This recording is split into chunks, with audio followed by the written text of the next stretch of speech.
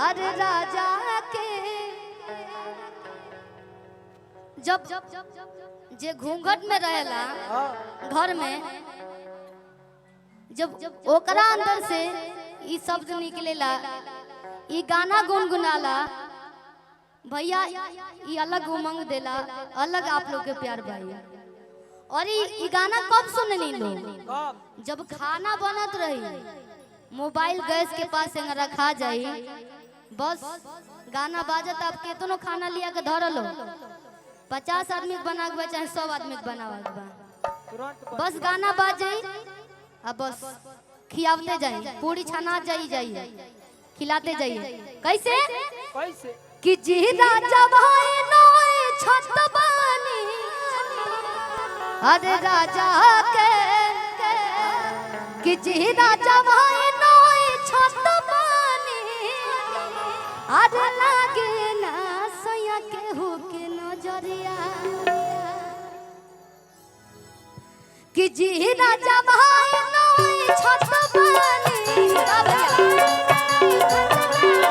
जी राजा भाई नोए छत बानी, लागे ना सया के हो के नजरिया, लागे ना सया के हो के नजरिया। अलने ना इनु भैया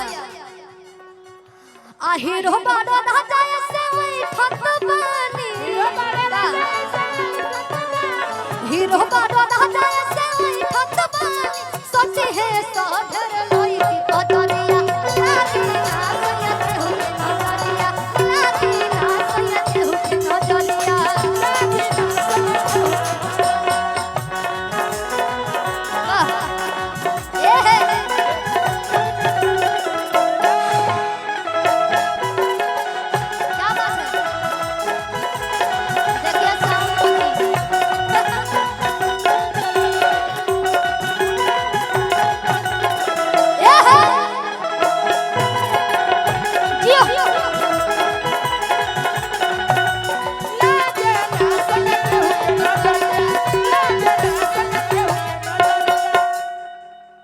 कहतिया कि अन धन गहना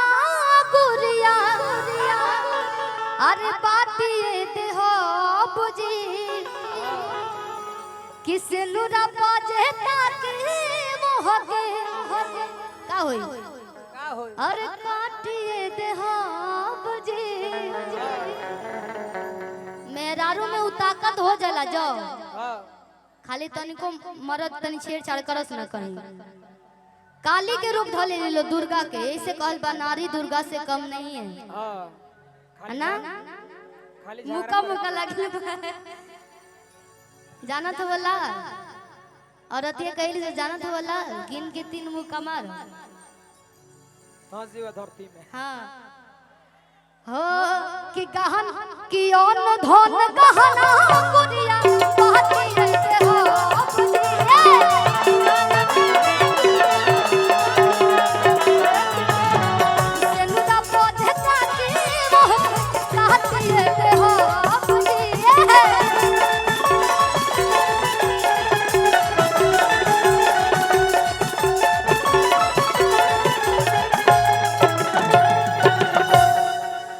चोरी कोल के हुए से सोई तो बानी,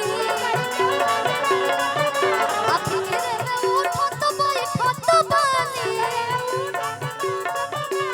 चोरी कोल के हुए से सोई तो बानी, घेरे में उठो तो बैठो तो बानी, काहे तना बाड़ा सुभर सबरिया, लागी ना सया के हो के नजरिया, लागी ना सया के हो के नजरिया, अरे जी राजा भाई नोए छत बानी, तो जी राजा भाई नोए छत बानी, तो लागी ना सया के हो के नजरिया, लागी